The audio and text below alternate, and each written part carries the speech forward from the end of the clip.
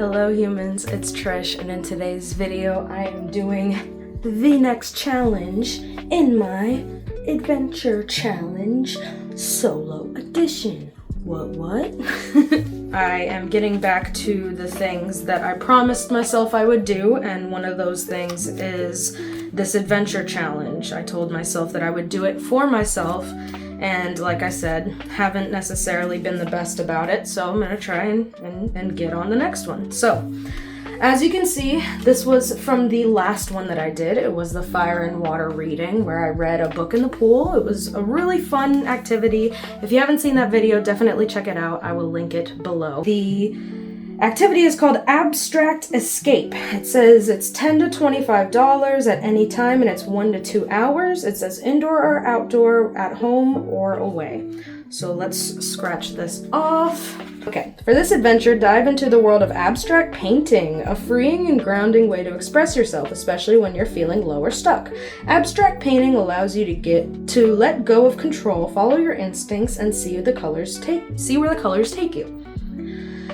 Start by picking up some paint supplies, either high quality or budget-friendly options. Canvases can be found at any local art or department store. Small canvases might cost around $3, while larger ones can be $15 to $20. Pick the size that feels right, grab your favorite drink, wine, kombucha, juice, a cocktail, and set the mood with music that sparks inspiration. Once you're ready, start painting. Don't aim for something specific, just let your brush flow freely. This process is all about enjoying the moment, releasing emotions, and focusing on how it makes you feel.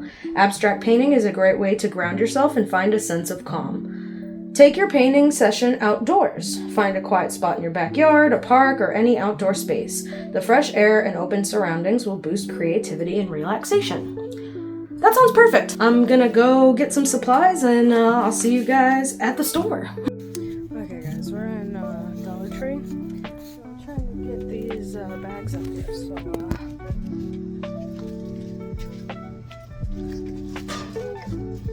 yep.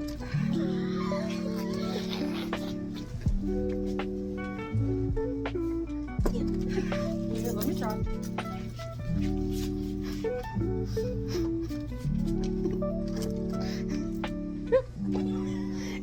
Is there logically someone that tall? Is there anyone in existence that tall? I guess we don't need them. We're just gonna keep destroying the planet. Now. Sorry. Hey guys, it's Trish and I'm back. So as I read earlier, we're doing the solo challenge. I have a new instant camera printer type device for the picture in here. And it did say to get a canvas, but I'm not gonna lie, I was in the Dollar Tree and I saw this little guy with the little mushroom and I was like, I'm gonna do that instead. Because this whole thing is about me having time for myself, doing things that I enjoy, making self-care and self-love a priority in my life, because I don't know about you guys, but I lived most of my life as a people pleaser. And I pretty much did everything for everyone else, never really made time for myself, and I was miserable. I was depressed.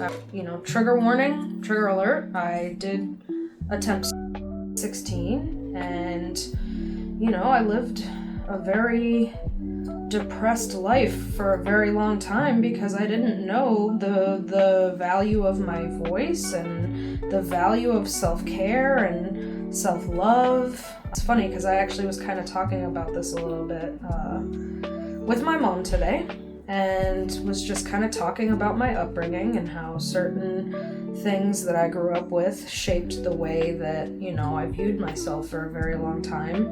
And it takes a lot of emotional maturity and a lot of emotional growth to be able to look at certain situations and look at certain things that people have done and the way people have hurt you, and to be able to not only forgive them, but see it from their point of view, have some empathy for the situation, and understand where they were coming from in the situation, even if obviously it's, they acted in a behavior that there's no excuse. It is still very big of the person that was hurt to look at the situation and understand, at least to some degree, where the person was coming from and why they may have acted the way they did. Because none of us are perfect. We all grow up with trauma and triggers and, things that we don't necessarily understand, and it shapes us into the people we are. I have met a lot of people, talked to a lot of people who have had horrible experiences with mental health facilities. And I am not naive to the fact that I was blessed with my situation. I was brought to a facility and was Baker acted, and I ended up getting doctors that really cared about me and really listened to me, and I felt like I found my voice in that moment. And I was 16 and just unsure of the world and didn't know why I was the way I was, why I was so emotional and so empathetic and so in tune with other people's emotions, and why I felt everything so deeply and felt everybody else's pain so deeply. And it took doctors that genuinely cared to look at my situation and actually pay attention and be like, yeah, well, you are a very emotionally aware person. I've always been very in touch with my emotions. And when I was diagnosed with bipolar disorder, it made a lot of things kind of fall into place. Everything just kind of made a little bit more sense as far as why I act the way I do with certain things, why certain things would trigger me, why, I would be in a great mood and then someone would just say something and it would completely change everything. And I could see the same situation happen to someone else and it wouldn't make their whole life feel like it just shattered underneath them. So, it definitely, oh no, I got red where I didn't want to get red. No, and I'm spreading it. I don't know what I'm doing. Oh no. I'm gonna have to paint his beard like black or something to hide that. Darn it. Well, I hope you guys are enjoying this like impromptu story time / paint sesh, because the Adventure Challenge book, the whole reason why I'm even like pouring my guts out to you guys and telling you all of this is, it took me, even after getting diagnosed and knowing my mental health situation and learning for years how to deal with my emotions, it took me a very long time to finally actually learn how to love myself, learn how to deal with myself, learn the things that actually bring me joy, learn the things that bring me pain, learn my triggers, learn ways to cope with certain emotions in a healthier manner. Like, it took me a very long time to get to the place that I'm at now. And, when you're a people pleaser and when you've been abused and when you've been, treated like shit, you just assume that you don't really deserve good things. And it takes a while for you to build that self-confidence up and for you to finally look at yourself and be like, oh, you know what? I am the shit. I'm actually pretty dope. And like, anyone would be lucky to have my energy around them. Like, obviously I'm not going to be for everyone. I know my energy can annoy a lot of people because I try to be sometimes annoyingly positive, and I can admit that. But I mean, that's because I've been to very dark places and I don't ever want to go back there, and I actively try to make sure that other people won't go to that place. So, sometimes I'm obnoxiously positive, and, that's because I've been to the places where you're not that. And I think that you reach a certain point in your life where you start realizing that all the things that you're looking for in someone else, you can find within yourself. We get wrapped up in the notion that it's gonna take like a romantic partner to give us certain things. But in reality, we are the only people that are 100% in our lives. People come and go all the time. And obviously, I'm not saying this to like downplay anybody's relationships. I'm not saying this to downplay any connections. Like, if I'm genuinely speaking, my sister is my soulmate. Like, she gets me more than anyone ever has or ever will.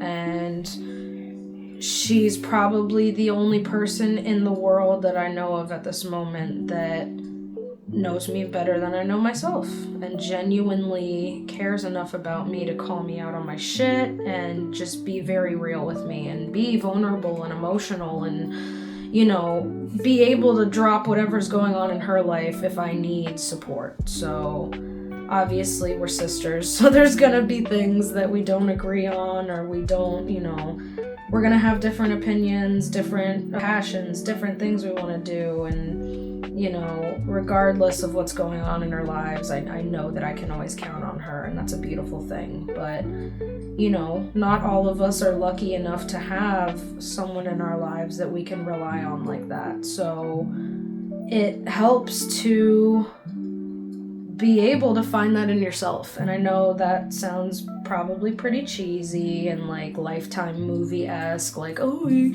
gotta find the love that you're searching for within yourself. But it's like legit. It's honest, it's true. Like, you are never going to truly find love in your life fully if you don't know how to at least somewhat love yourself. At least love yourself enough to set healthy boundaries and know that your voice is important and that you deserve to speak up in your relationships. Because if you don't love yourself enough to set your boundaries and stick to them, people are going to walk all over you. People are going to treat you the way that you show them to treat you. So if you're treating yourself like shit, they're going to treat you like shit. And that's just, it's horrible to say, but that's just how the world works. People suck. People take advantage, and at the end of the day, you have to make sure that you are there for you. One of my favorite sayings is you can't pour from an empty cup. Like, you just genuinely can't. You can't give effort if you're not getting effort. So if you are constantly running around trying to fix everything for everyone else in your life and you never take the time to genuinely sit down and like take care of the things that you need, like, who's taking care of those needs? Because like I said, not everybody's lucky enough to have a sister or a husband or a best friend or a teacher or, you know, whoever that person is for you in your life that you can just go to vent or ask for help or advice. Like, not everybody has that. So as horrible as it sounds, like, you have to be able to be that for yourself, because people will surprise you. People will lie to you. People will hurt you. People will, you know, tell you one thing and do something else. And you have to be able to stand on your 2 feet and deal with whatever comes from that. And I don't think it's selfish to take time for yourself. That is honestly still something that I know that I'm working on and trying to get better with every day. I personally have a really hard time making time for myself. That's the whole reason why I started this project in the first place. I am not necessarily a people pleaser anymore. I do have boundaries and I stick to them and I voice my opinions and I stick up for myself, but I do still love the people I love and I care for the people I care for, and I'm still going to go out of my way to do what I can for the people I care about, because that's just who I am. I can't change that. Like, I've gotten better at noticing when I'm getting taken advantage of, and, you know, I've gotten better at, you know, being able to say no to things that I genuinely it doesn't align with me, or I don't feel comfortable doing it, or, you know, I just genuinely don't want to. I've gotten better at finding those boundaries. When I care about a person, I want to do what I can to show them that I care about them. And I think that is lost on a lot of people. I think a lot of people are grown up in such unhealthy environments that it's survival to only care about themselves, and they get stuck in that mentality, and it's a horrible way to live life. If you want to live a life lonely and not truly ever really connecting with anyone, and you just want to keep everything to yourself and keep your emotions to yourself and, you know, not truly ever really genuinely connect with anyone, then that's on you, bro. But I love people. I love love. I love expression. I love art. I love creativity. Like, I love having an excuse to make something for someone. I love that shit. I love having an excuse to craft something for someone because it's their birthday, or maybe they're sick and they're not feeling good and they need something to cheer them up. Like, when you care about people, you do that. Making sure that you're doing those things for yourself as well, because I'll get lost in the sauce, bro. I'll get lost in, like, helping people do this and helping people do that, and then I'll realize at the end of the day, it's my day off and I haven't done one thing for myself. And for the longest time, I really felt selfish doing shit like that. Like, doing stuff for myself. It made me feel selfish. And I hated it, and I didn't want to do it. And every time I did do it, it felt wrong. Like, perfect example. A few years back, Kid Cudi was performing in Miami. I, if you don't know, am a huge Kid Cudi fan. Like, Kid Cudi, if you ever watch this, I love you so much and you saved my life, and I can't thank you enough for your music. But anyways, Kid Cudi is a huge inspiration to me. His music really, like, honestly saved my life in college. I was fresh off my mental health medications, and it was just a really dangerous cocktail, and I got really into drinking and figured out I had a problem with it and found out real quick that I needed to nip that in the bud, and was just really depressed. Ended up dropping out of school, and, you know, his music was really, like, expressive to how I was feeling, like, lonely and, you know, mentally unwell, and it really resonated with me. So he's one of the artists that I've really wanted to see perform for a very long time. It was on his To the Moon tour. He had a few other artists performing and no one wanted to go with me. And usually my social anxiety and just the way life is set up for me, I don't do shit by myself like that. I don't go and do things in big crowds by myself. I'm just not. I'm very. You can see I'm getting worked up just talking about it. I'm extremely socially anxious when it comes to, like, crowds and, like, things like that. So genuinely, I don't do that kind of stuff by myself a lot. So when no one wanted to go with me, I was like, fuck it, I gotta go. I gotta do this. Like, I can't not go. I would regret it for the rest of my life. So I bought VIP. I got my hair braided. I bought an entirely new outfit. Like, I went all out. I had a blast. I'm so fucking glad I went. Like, I would have beat myself up forever if I didn't go, because it was such a moment. Like, I was really proud of myself for going out of my comfort zone, and it was just a good time. The concert was amazing. I cried like 3 times, got to see 070 Shake, and she was incredible. Like, it was just such a vibe, and I just honestly felt so blessed to be there, and it was just such a cool moment. And I'm extremely glad that I did it. And then another example, like, I've been going to Florida Groves Fest in Orlando. It's like a cannabis festival. I've been going the last few years, and last year I got a ticket to go for free to, like, content create, and no one wanted to go with me. So again, I went by myself. And honestly, had a blast. I had a great time. I got to see Atmosphere and cried seeing him live. Like, I tend to cry a lot at live music, I'm noticing, as I'm sharing these stories.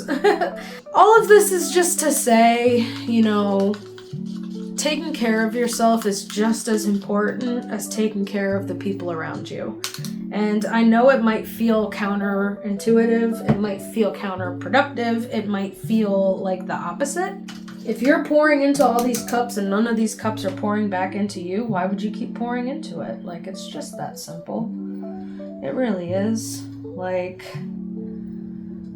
you don't have to pour into anybody's cup. Like, you're not forced to do that, ever.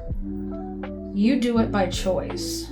So, if you are choosing to pour into people who are not pouring back into you, then you need to make the space for yourself to do so. And it is extremely important that you do so, because like I said earlier, you show people how to treat you. And coming from a past where I was extremely people-pleasing, I showed people what they could get away with me, you know? I literally showed them how they could hurt me. And, you know, that happens in life. You open up to people, you're vulnerable with them, you show them the exact ways that they can hurt you, and you pray that they won't. Like, you give them the loaded and you pray that they won't pull the trigger. And a lot of times they do. A lot of times people are so afraid of being abandoned themselves that they are going to run before you even get the chance to hurt them. And I've been there too. Like, I've been in the situation where I've loved someone or cared about someone and was so afraid that they were going to leave me or hurt me that I left before they got the chance to. Like, I've been there. It happens, you know? We're pretty much trained as a society to be distant and only take care of ourselves and be selfish. So it's not selfish to take care of yourself. And anyone in your life that tries to make you feel that way is not genuinely there for you. And that might be a hard pill to swallow. It's not easy to hear that, you know, someone that you think cares about you doesn't. But that's why self-care and self-love is so important. Like, we have to make sure that we are there for ourselves no matter what. Because someone could tell you that they love you one minute and then the next minute they're gone. That's in so many different aspects too. Like, people die. I mean, that might be a horrible thing to bring up, but people die. And you can spend your entire life being with someone, loving someone, caring for someone, and then they can die. I mean, that's the circle of life. And you have to be able to pick yourself up off the ground and keep going. That's why self-care is so important. You have to be able to care for you if no one else can. And like I said earlier, not everyone has the luxury of having someone in their life that cares about them and, you know, wants to take care of them and wants to be there for them. Like, not everyone is lucky enough to have that. So sometimes you have to do that for you. You know, you have to care for you. You have to make sure you're okay. You have to do the things in life that make you want to keep living. I like to bring the people I care about into my world. I like to show them the things that I do to make myself feel better.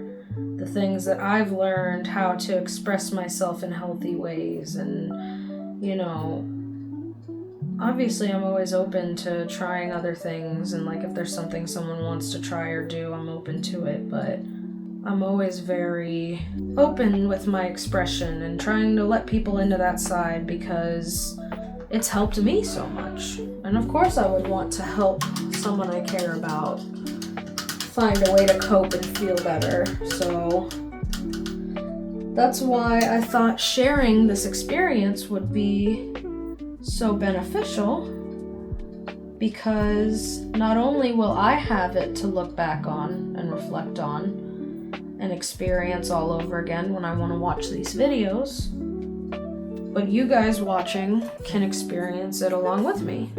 And, you know, maybe join in, do some of the crafts with me. If you do end up having a little paint sesh with me, definitely show me the photos in the comments. And maybe I'll share it on my story, but I'll share it and then, you know, maybe we'll do another craft night. Who knows? Maybe I'll do a live paint night. Would you guys be down for that? Because I think it sounds fun. But yeah, that is my paint sesh. I'm really glad I did it, honestly. I needed a second to just kind of sit and chill, craft, because I've found art is like one of the best ways to express myself. So very happy that I did this, and now I can hang this up in my room, my little mushy gnome.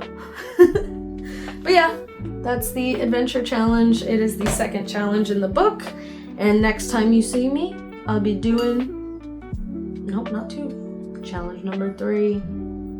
But yeah, guys, thanks for tuning in. Definitely stay tuned for the next one. I'll see you guys in the next video. I appreciate you guys tuning in for these.